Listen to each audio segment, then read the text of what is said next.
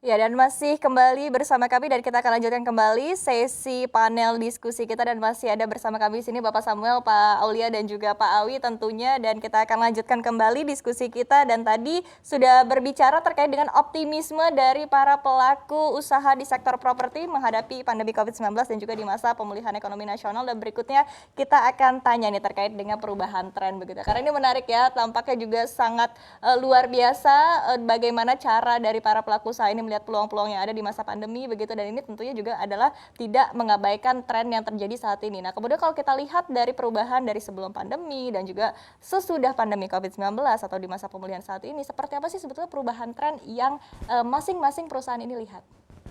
Saya akan ke Pak Samuel, seperti biasa terlebih dahulu, Pak. Ya, terima kasih, Mbak Iva. Ya, kalau kondisi sekarang memang kita melihat dengan adanya perubahan ya dari pandemi dan di saat pandemi sekarang ini, ya salah satunya adalah kita melihat dari gedung perkantoran ya salah satu itu banyaknya orang itu akan work from home. Jadi work from home ini membuat gedung perkantoran ini menjadi agak sulit. Nah, tetapi kami juga melihat bahwa kondisi sekarang dengan adanya protokol kesehatan yang baik yang sudah dijalankan, nah itu juga membuat kondisi permintaan termasuk perkantoran juga meningkat gitu. Jadi ini terbukti dengan penjualan kami di The Smith itu juga meningkat ya. Karena orang lama-lama juga jenuh gitu kalau work from home terus kan. Nah, jadi mereka juga ingin ketemu lagi, kita makhluk sosial kan. Nah, yang kedua kalau saya lihat tren ke depannya adalah tetap ya yang tadi sudah disampaikan ini adalah sektor properti ini adalah sektor yang menggait 174 industri lainnya. Ya, dan juga ini adalah kebutuhan yang mendasar, ya bukan tersiari, tapi ini adalah kebutuhan yang primer. Jadi sandang pangan papan, ya tadi saya setuju dengan Pak Aulia yang sampaikan, kebutuhan papan ini kondisi sekarang ini di Indonesia ini kita masih backlognya itu lebih dari 11 juta. Jadi ada lebih dari 11 juta penduduk Indonesia yang tidak memiliki rumahnya sendiri. Nah, jadi tren kedepannya dan tetap akan terus berlangsung adalah bagi para pengembang, termasuk itu pihak swasta ataupun BUMN, ini adalah kesempatan kita bekerja sama, bekerja keras untuk menyediakan perumahan bagi mereka yang membutuhkan gitu. Jadi apakah itu mengembangkan kawasan kota tersendiri, kota mandiri, ataupun tanah-tanah yang ada, yaitu mesti dikembangkan. Apalagi sudah dengan dukungan pemerintah ya, insentif PPN ya, yang disubsidi free ya oleh pemerintah, terus DP 0%. Jadi ya ini menjadikan kesempatan emas lah bagi kami semua untuk melihat new trendnya ke arah sana dan kita juga harus kerja keras untuk itu. Oke, kemudian saya akan beralih ke Pak Aulia seperti apa nih Pak? Pertanyaan yang sama tadi terkait dengan tren sebelum dan juga sesudah pandemi seperti apa sih yang dilihat? Ya, terima kasih Mbak. Jadi kalau kita lihat trennya sekarang, betul kata Bapak-Bapak tadi, bahwa trennya adalah tren digital. Kita nggak bisa lagi jualan banyak orang dan sebagainya, kita jualan udah pakai video, pakai flyer yang digital dan sebagainya. Plus trennya orang nggak mau ribet sekarang. Kalau bisa besok dia di-approve, kalau bisa besok beli, kalau bisa besok jual, ya maunya sesegera mungkin, benar nggak? Nah itu yang kita lihat trennya seperti itu. Oleh karenanya ini kita ngelihat bahwa ke depan tidak lagi semua developer itu harus go digital, benar nggak Pak? Harus kita memanfaatkan platform digital. Dan kita juga ngelihat bahwa platform digital ini butuh penyimpanan data kan. Makanya selain juga kita nyabain untuk orang di real, di Repower, ini kita juga menyediakan properti-properti yang mendukung go digital tadi dengan data center yang kita siapkan. Karena biar bagaimanapun kita bikin video presentasi dan sebagainya itu kan butuh gigabyte, megabyte dan sebagainya. Dan disimpan berulang-ulang kita pakai. Dan kita juga nggak mau dong pada saat kita present buffering terus gitu kan, karena data centernya ada di luar negeri dan sebagainya. Ke depan kita juga mendukung seperti itu. Satu lagi menurut saya trennya ini ke depan adalah tren kaum milenial yang ingin back to the community yang besar ya, back to the city dan sebagainya. Jadi kalau kita lihat karena jaringan transportasi sudah mudah-mudahan segera connected di mana-mana, jadi orang nggak sulit lagi kemana-mana, begitu ya. Bahkan dari antar pulau juga udah mulai lebih ideal, begitu kan. Ini menyebabkan pertumbuhan akan semakin merata, begitu. Oleh karenanya orang bisa jadi memang yang milenial ini mau ke kota besar karena dia ingin lebih banyak facility gitu ya. Tapi sebenarnya landed itu yang aksesnya sekarang semakin mudah, ini nggak akan sepi dari pembelinya. Karena biar bagaimanapun orang Indonesia mau ngelihat tanahnya mana, bener nggak? Betul. Kita beli per meter tanah apa per meter langit gitu. Memang orang milenial mau per meter langit, cuma orang kolonial mungkin ya, yang mohon maaf ya, bukan orang yang zaman saya dan ke belakang ini lebih cenderung ingin tetap ngelihat tanahnya gitu kan. Jadi yang landed ini tetap akan nggak kehilangan pembelinya. Oleh karenanya kita lihat ini tren ini semakin jalan berbarengan dan dikoneksikan oleh digital. Oleh karenanya semua teman-teman juga jangan lupa untuk go digital dan ini mudah-mudahan bisa mempercepat sisi penjualan kita ke depan. Itu dari saya. Oke, memang trennya terus berkembang ya dan tentunya juga ada pasarnya masing-masing dan ada targetnya masing-masing. Tinggal bagaimana dari para pelaku industri properti ini sendiri menyesuaikan dari keinginan pasar begitu. Dan kita akan beralih ke Pak Awi. Pak Awi, seperti apa Pak tanggapannya? Pertanyaan yang sama tadi ya terkait dengan seperti apa tadi tanggapannya akan tren begitu ya di masa sebelum pandemi dan juga sesudah pandemi ini. Iya, eh, kalau buat saya tren properti ke depannya itu ya pasti tentunya sebuah hunian itu, sebuah tempat tinggal itu kan sebenarnya nggak ada yang berubah dalam memilihnya, gitu ya. Mau memilih lokasinya, cara memilihnya seperti apa, bagaimana meningkatkan kepercayaan terhadap properti itu sendiri, sebenarnya sama.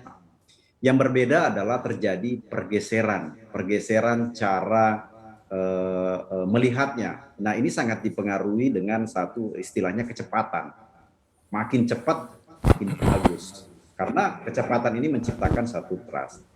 Nah, ya inilah yang merubah perilaku kita semuanya. Nah, sejalan dengan memang bahwa properti ini adalah makin ke sini permintaannya sangat tinggi ya. Tadi Bapak-bapak yang lain menyampaikan gitu ya, bahwa milenial yang saat ini 80 juta orang yang saat ini yang dikategorikan sebagai usia produktif ya, menjadi pasar segmen yang paling tebal gitu ya.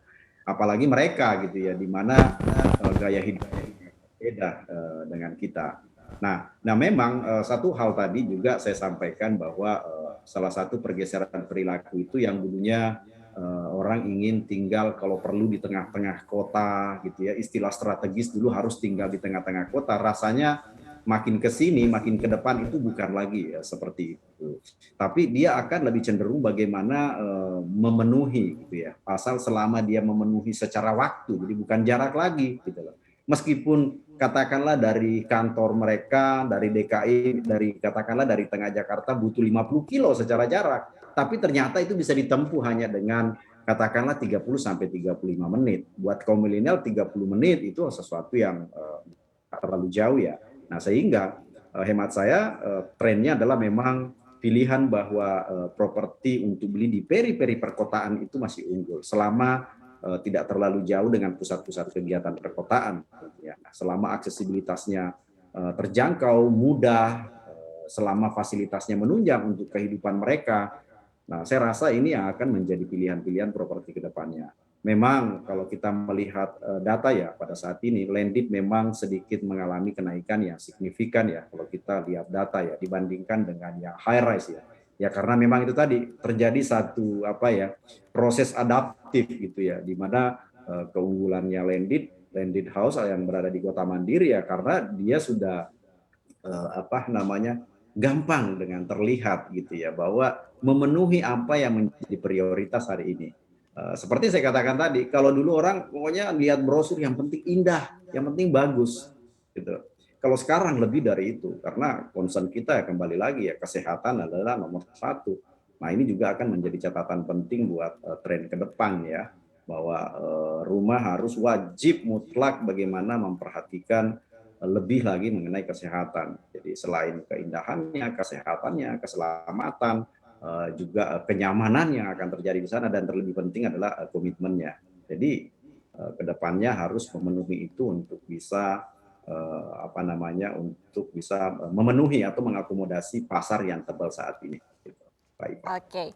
Pak Awi, tapi kalau kita berbicara terkait dengan pemulihan daya beli masyarakat di era pandemi COVID-19 dan juga di era pemulihan ekonomi saat ini seperti apa sih Pak? Apakah sebetulnya insentif-insentif yang sudah diberikan oleh pemerintah saat ini juga tampaknya sudah mulai membantu mendongkrak daya beli kembali atau seperti apa Pak? Atau justru diharapkan akan ada insentif-insentif lainnya atau bahkan diperpanjang begitu Pak?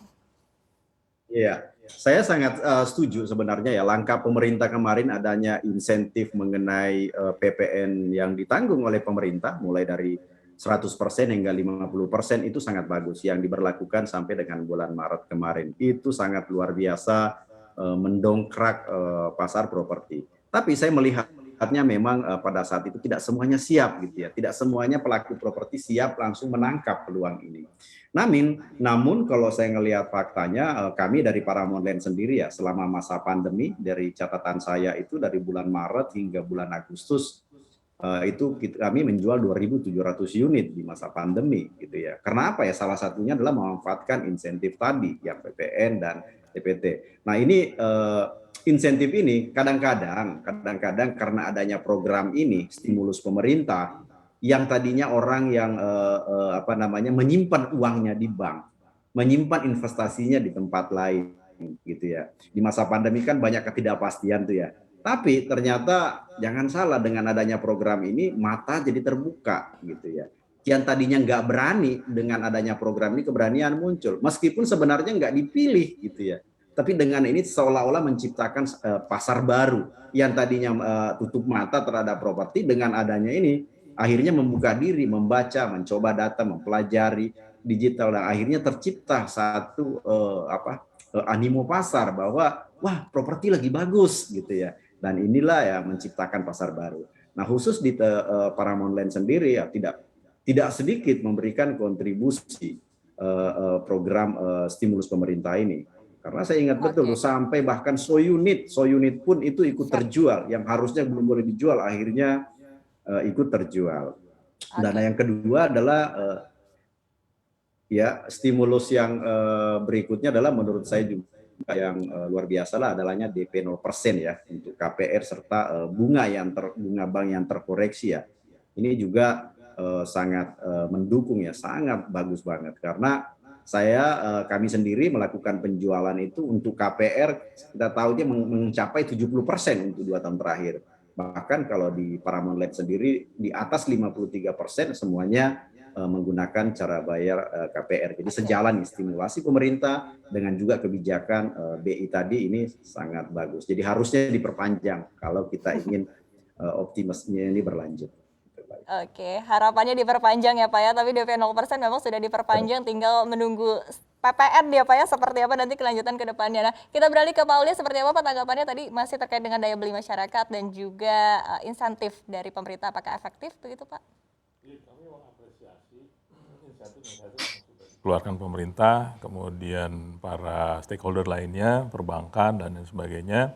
Dan ini tidak dapat dimungkiri bahwa sangat mendukung untuk pemulihan sektor properti.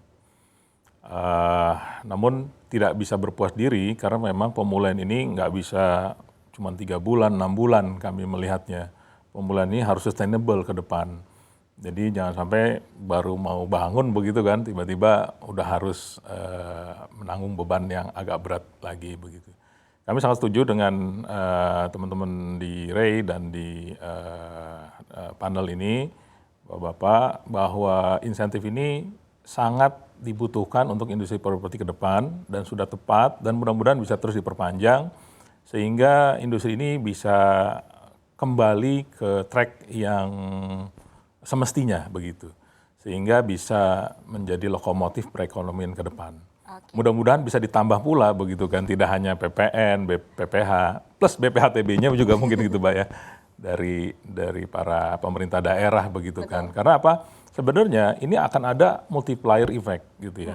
Karena pada saat membeli rumah, membeli apartemen, membeli perkantoran itu nggak cuma sampai di situ. Mereka harus membeli furniture-nya, benar nggak?